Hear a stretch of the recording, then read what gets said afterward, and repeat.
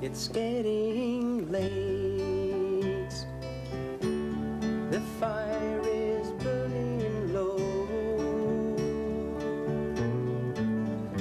Old Jean is dozing in her chair, and the road is thick with snow.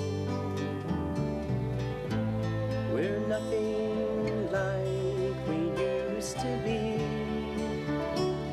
Our life is quiet and grey. There's little joy about the house since the children went away. God gave us little, but He gave us 3 strong sons and a laughing girl to warm our days. Oh, it's sad how time has run. The silent world falls in on us. How I miss those yesterdays.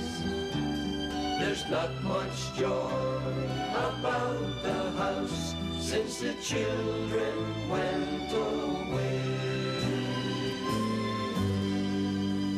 Lovely, George. Thank you. Very nice, very nice. And very true, too. You know that boy came back for his girl. Did he indeed? And what about the fella Danny? No, he never came back.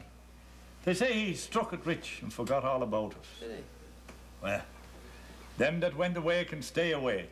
Mr. O'Sullivan, I think if you had your way, the New World would still be waiting for the colonists. That it would.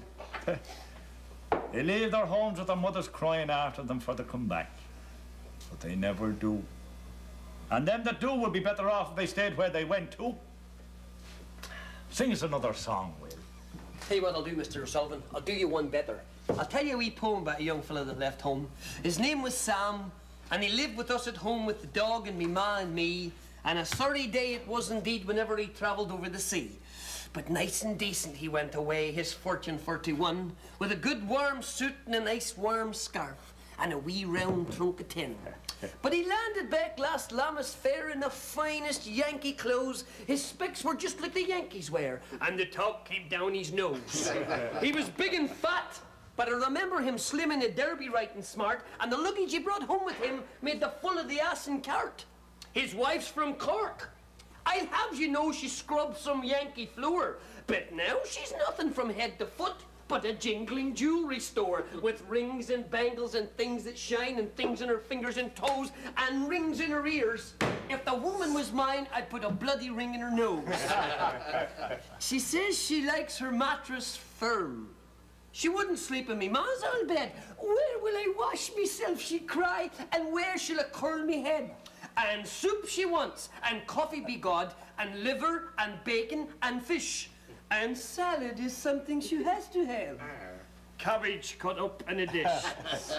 So, our wee Sam's at home, but I'm sad to say, he's not the same, you see, as the lad that carried the trunk of tin down for a Donaghadee. For be God, I believe he has to chew the very bit that goes into her mouth. And a wee back room would never do now, for the fluff that was reared in the south. So, he's bought her a house and a big motor car in some foreign place called Brooklyn. But I wish to God our wee Sam had never ever left with his wee round trunk of tin. Very good. A darling poem. A darling poem. Well, now let me be the first to welcome you to the Emerald Isle of Song and Legend. I will be your guide for the duration of your stay here in Ireland. More ungodly tourists. But it only goes to prove the truth that if people had enough sense to stay where they belong in the first place, they wouldn't have that awful expense of travelling back home to relieve the terrible homesickness. Ah, come on now, Mr. O'Sullivan. Sure, they'll need a proper welcome. Now, I can tell you folks my own experience that once the strangeness wears off, once you realize that you're really here in the land of the shillelaghs and the shamrocks, you know, all the dreaming and the waiting is over, and that the ground under your feet really is the fabled sod of St. Patrick's own country, the country once ruled by the great kings of Ireland, the ancestral home, unless I'm greatly mistaken, of most of you. Once once you come to realize this, once you come to accept the stunning mystic beauty of this ancient land, you will never, and I'm going to repeat that, friends, you will never have any desire to return home to North America. So, welcome to Ireland. As your guide, it is my duty and my pleasure to make sure that you all have just the time of your lives here. And that time begins right here and right now with your introduction to genuine Irish food, drink, and music. Hey! Come on. Here we go now. Ready?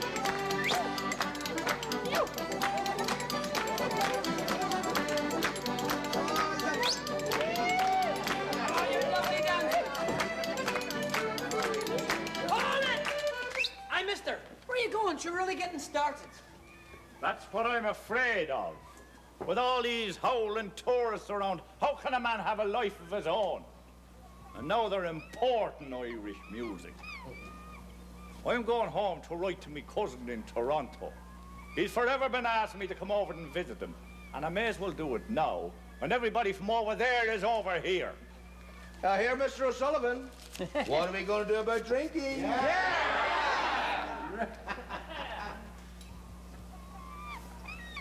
When Irish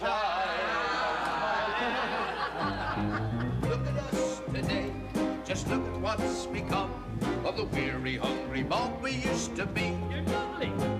We're just about the finest in the land. We got money in our pockets, got the world here in our hand. Thank you, Canada, you gave us to your heart. You gave us hope and freedom and a place to make a start. We'll never more be forced to look despair in the eye. We're part of a giant growing country. Look at us today. Look at what's become of the hardships and the strife we had to bear. This country has been good to us, it's true. But we've only started rolling. We got a million things to do. Oh, vast Canada, we've only just begun to make you the greatest place to live beneath the sun. We'll never more be forced to look despair in the eye. We're part of a giant growing country. Thank you, Canada, you took us to your heart. You gave us hope and freedom and a place to make a start. We'll never more be forced to look despair in the eye. Hey there, Canada, just look at us today.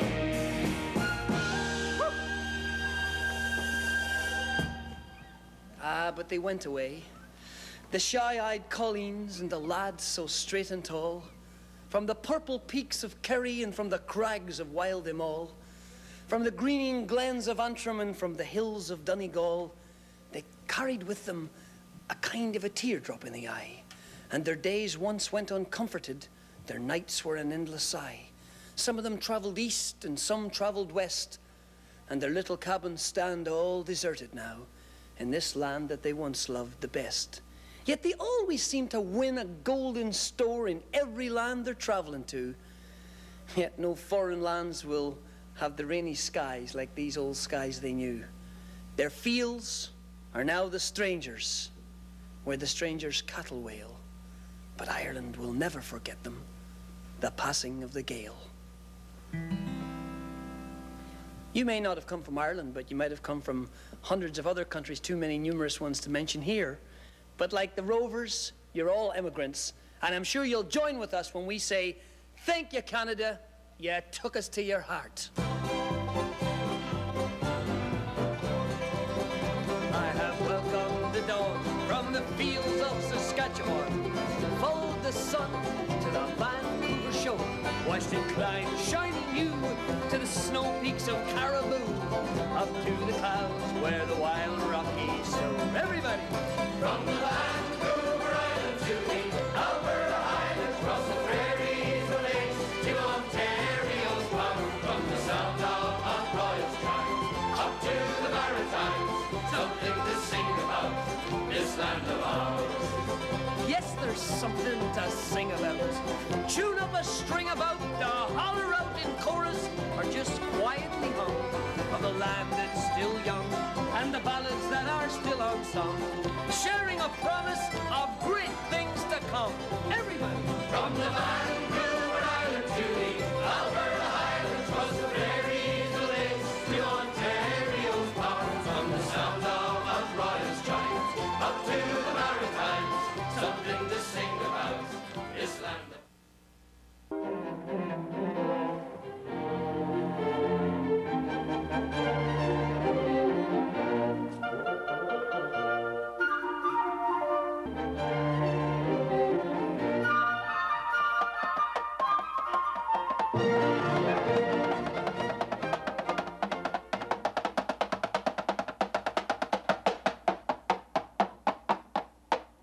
You're probably all wondering what this is about. We've had so many production meetings where people have said they promised things that now we decided to put it on film and tape. And during the show, when you say you haven't got something ready, we'll play back your segment that says, here it is. Now, this chant goes something like this, so you'll have an idea of how it goes. It starts with a little bit of music, just to give us an in cue for taping and for the various actors and chorus people in the studio to have something to cue to. It starts off with a bit of music, sort of a sting, and then it's land, land, land, land, land, land, land. It goes 12 times. Land, farmer, land, father, land for your sons. Land that is free, farmer, free for all your sons. None will be left wanting, father, no one will go short. It's waiting there at journey's end. Why don't you make a start? And you think about it too, mother, what it's all about. A healthy, happy home, mother, before this year is out. A place to call your own, mother, a house that's really yours. A place to have and hold, mother, warm, snug, safe, and secure. Then the super salesman, when he comes in, starts off with emigrate, emigrate, emigrate. Let's see, I can't get it. It's 1, 2, 1, 2, 3, 4. So it's emigrate, emigrate, emigrate, emigrate, emigrate. Freedom, freedom, Freedom, freedom, freedom, freedom, freedom, freedom, freedom, freedom, freedom, freedom, freedom, freedom. Immigrate, immigrate, immigrate, immigrate, immigrate, immigrate, free. What happens is the emigrate, emigrate, emigrate, emigrate, emigrate. This production meeting is by no means the beginning of the show. The idea for a program can begin with a casual conversation with two people. One of them usually a producer, but not necessarily. It could have its beginnings with a writer or even a performer. But somewhere right at the very beginning, the producer becomes involved because he has to sell the idea to either a program director, if it's to be a regional show, or to a network area head, if it's to be a network show. Once it's okayed and it's gone through the many steps of writing and casting and individual meetings with the different service departments, then we would have a production meeting such as this. But I've had several meetings with people, well, for example, like the costume designer. And then a little bit of talk, and we go right into the period stuff. That's a real problem for us, being such a specific date reference, because our whole look is later. It's like around 1880s. There was another... Costumes are, you know, really very important on a production such as this, since we run all the way from contemporary to period. But also very important is the research that must be put into the design, and that's one of the jobs of the assistant designer. And you can imagine the amount of resources, human, physical, and electronic, that have to be brought together for a production such as this. That's the job of the variety coordinator, including the people that you see at this table, like the makeup artist, for example, who would have to handle, in this case, makeup from grungy little street urchins to glamour makeup for the guest stars. Since television is essentially an electronic medium, a key person in the production team is the technical producer, who coordinates up to, well, sometimes up to 30 and 40 technicians. Then there's the staging crew leader, another key person who can coordinate a crew from 30 to 40.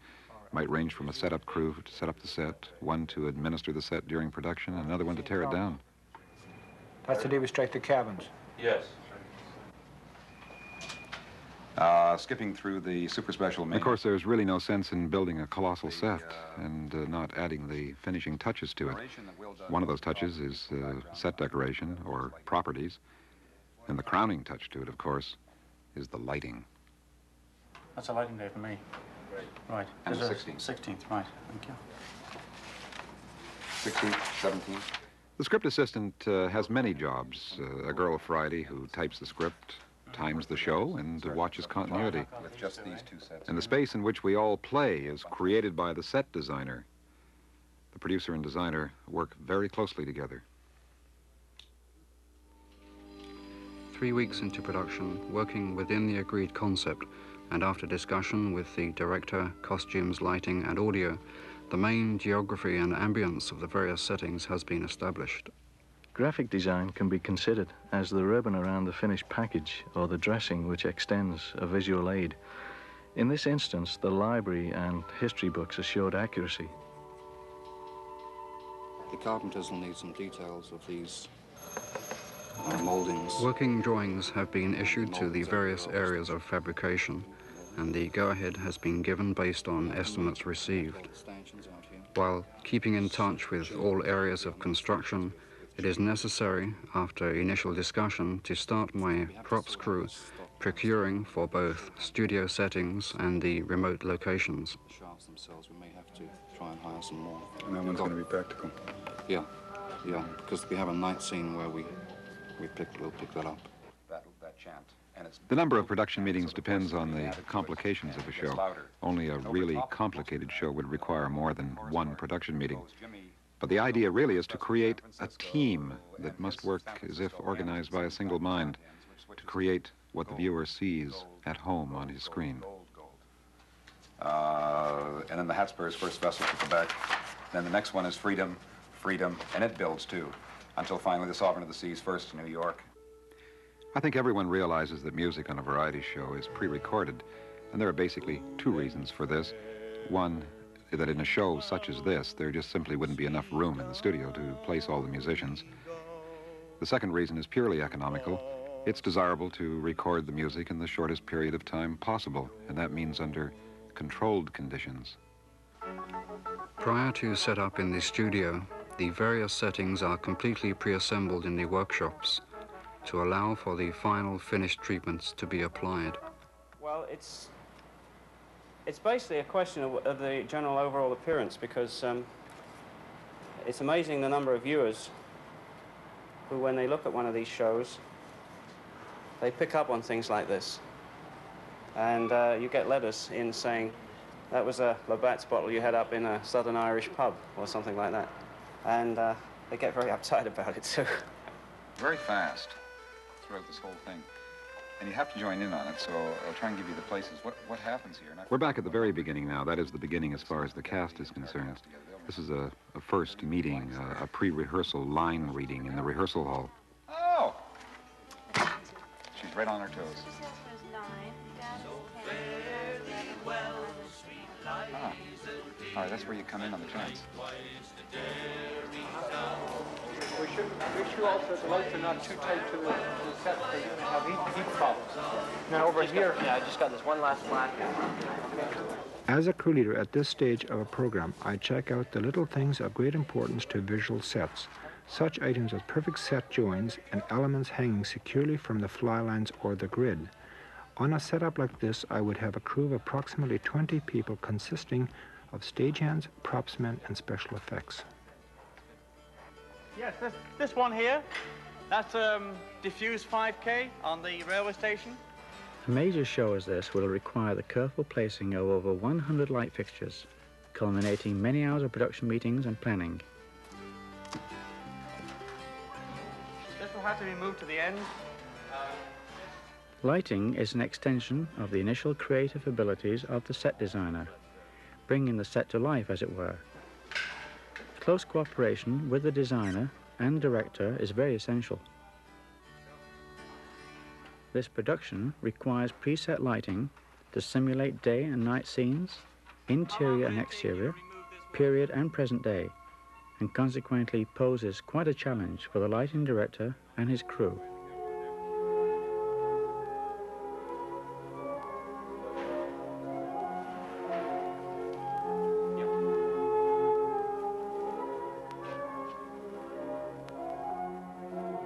It's all been work on paper. The images have been in the head, a kind of fantasy.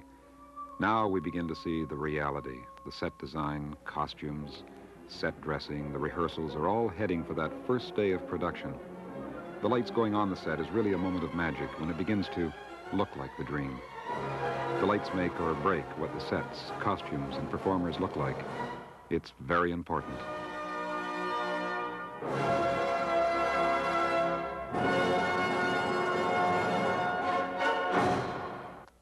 Now, this is the big moment for any producer-director, being in what is sometimes called, in quotes of course, the chair. This is the control room, and it's from here that the program is directed. We see it through the eyes of the cameras, switching the view of the scene from one camera to another.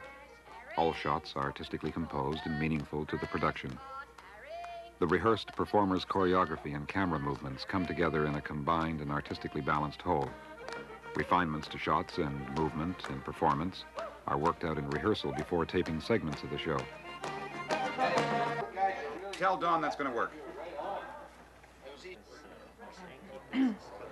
Okay, from the top again, please.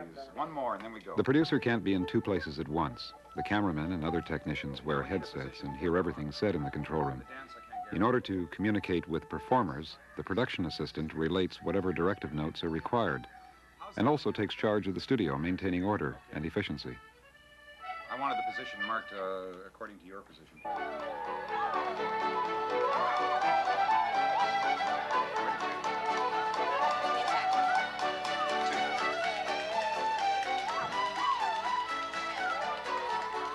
ready to drop.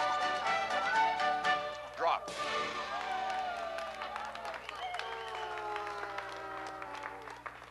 Well, now, Fortune's dramatic entrance into Studio 40 will obviously secure him advanced seating.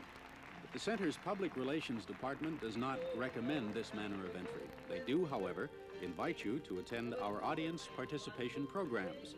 Tickets to Reach for the Top, Tommy Common's Musical World, and the Irish Rovers specials are available in advance of show dates through the Public Relations Department.